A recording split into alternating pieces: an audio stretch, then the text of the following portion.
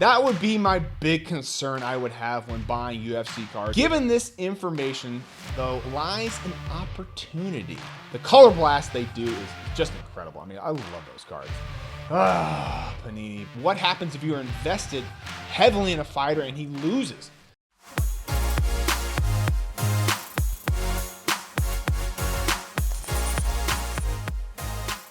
All right, hey everybody, welcome back to another episode of the Power Sports Memorabilia Show. I am your host, Matt Powers. Thank you again for joining me.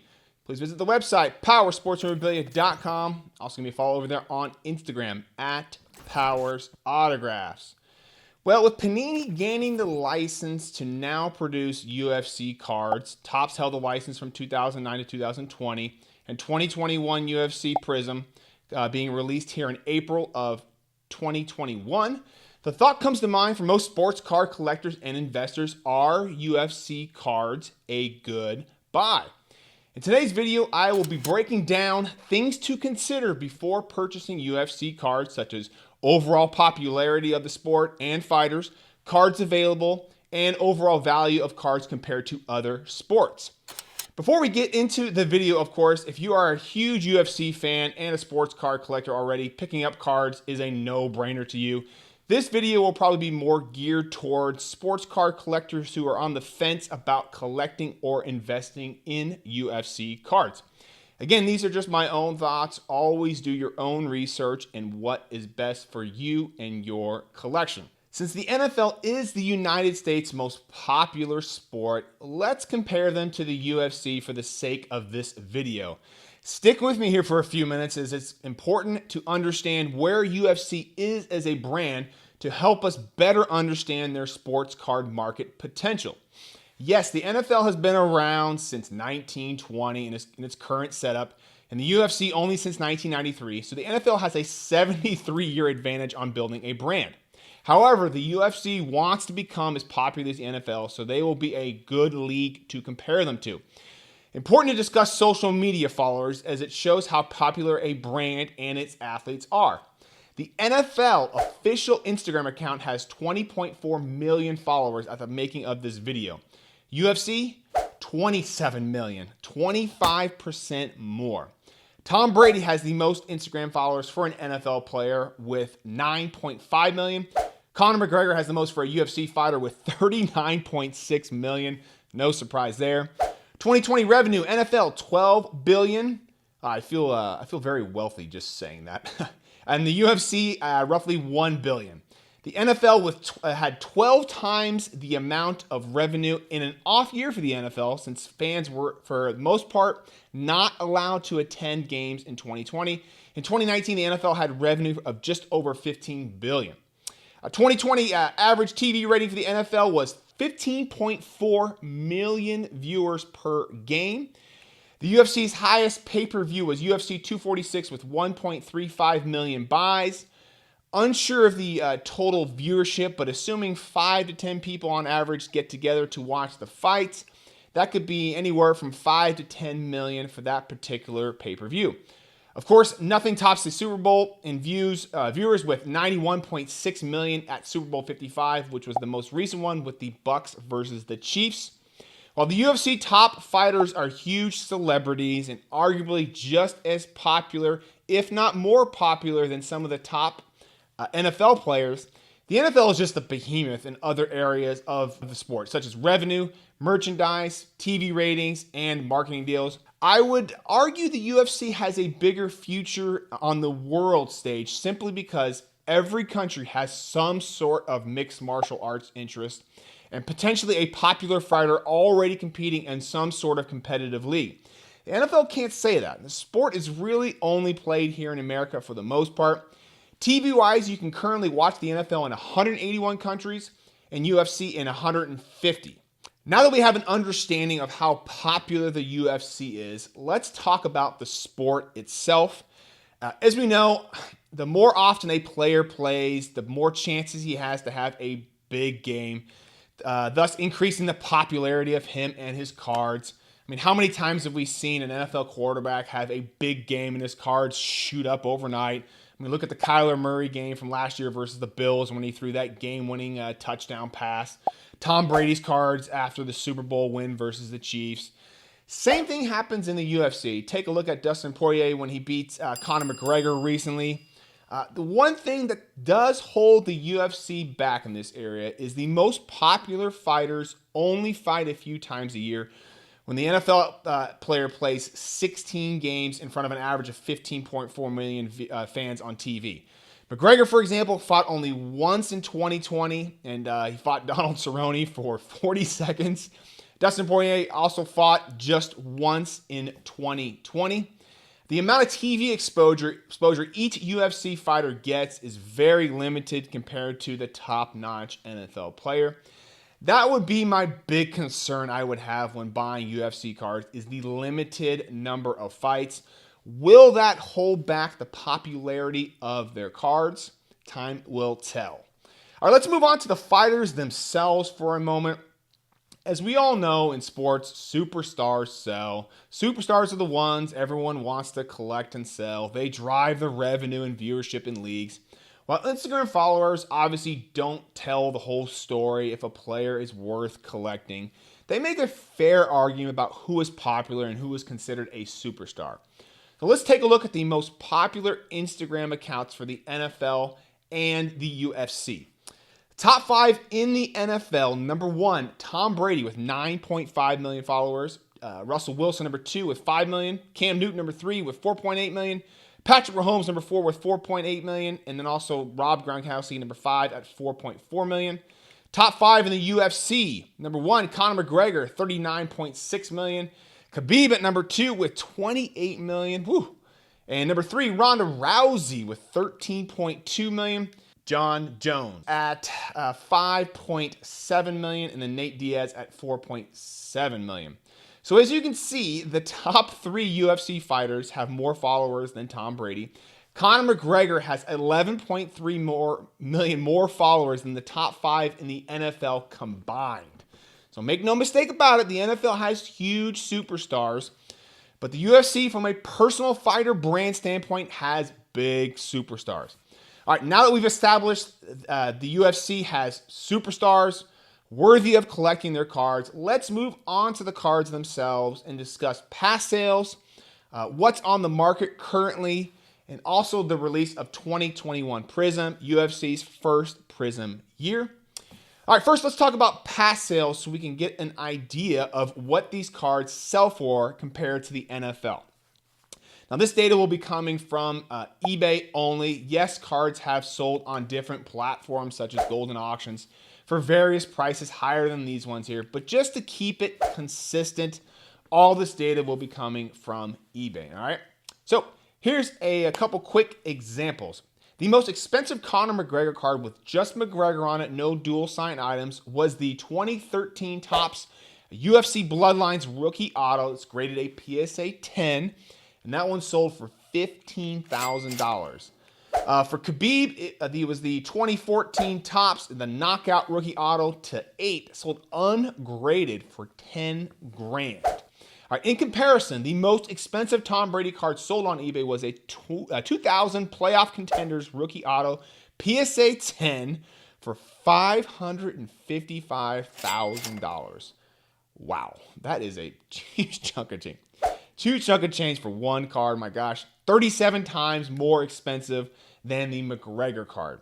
Patrick Mahomes, 2017 National Treasures Green Rookie Patch Auto to 15, graded PSA 10, sold for $250,000, almost 17 times more expensive than the McGregor card. Now, the UFC superstars have a long way to go to catch up to the NFL superstars in terms of overall sales value for their cards. However, NFL cards have been collected for decades, so it's no surprise to see them way ahead of UFC cards, which have only been produced just for a little over 10 years. So given this information, though, lies an opportunity. Could UFC cards be undervalued similar to the soccer card market of 2019? We'll dive into that in just a bit here. Next, let's talk about the most popular UFC sets. All right, which are the ones to collect from past years? According to hobbylark.com, here are a few of the well-recognized UFC top sets. Topps, as you may remember, held the UFC license from 2009 to 2020. The Knockout line has appeared every year since 2010. The Topps Chrome line was produced from 2017 to 2019. However, there was not one in 2020. And the Museum line has appeared in each year since 2016, but there wasn't one in 2020, just like the Chrome. For past cards, Topps is the king, obviously. However, Panini PRIZM is set to release in April of 2021.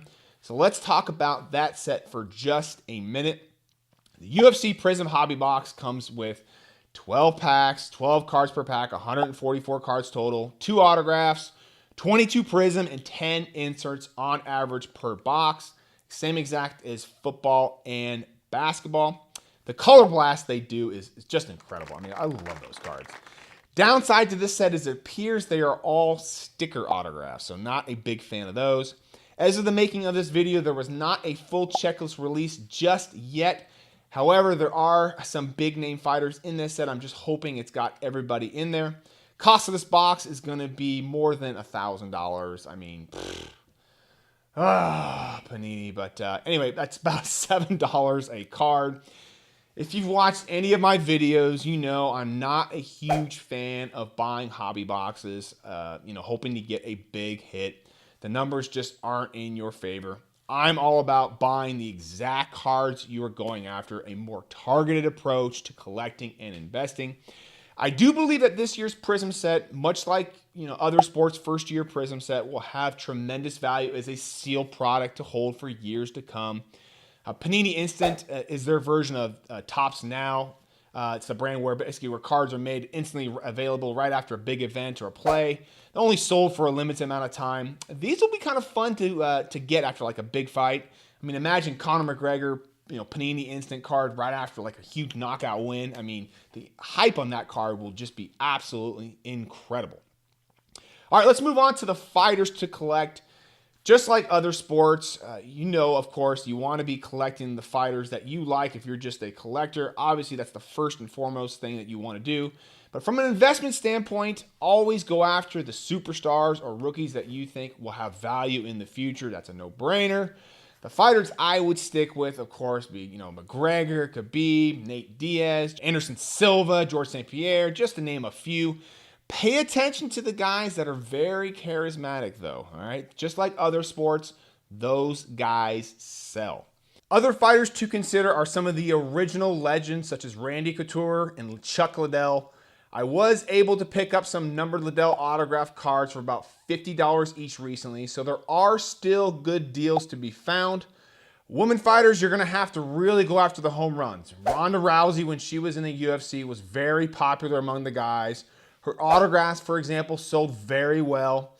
I would always ask yourself, would guys want to have this card in their collection before buying any women's UFC card, since we know the majority of card collectors are men? However, women are definitely getting into the market. Lastly, can't forget about Joe Rogan. For non-fighters, he, along with Dana White, are the most popular faces in the UFC. His 2009 Topps rookie card currently sells for about $200 ungraded. However, there are some decently priced cards still available. Highly recommend Joe Rogan since he is a presence at every big UFC event, unlike the fighters. And he also has a huge social media following with over 12 million Instagram followers and, of course, that famous podcast. All right, given all this information, are UFC cards worth collecting and investing in? I personally believe UFC cards are still undervalued and overlooked, similar to the soccer card market in 2019. Will they become as popular as soccer, football, basketball, or baseball cards? In the short term, no. All right, the UFC brand still has a way to go to catch up to all those guys.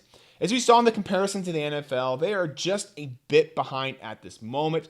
However, they are climbing fast.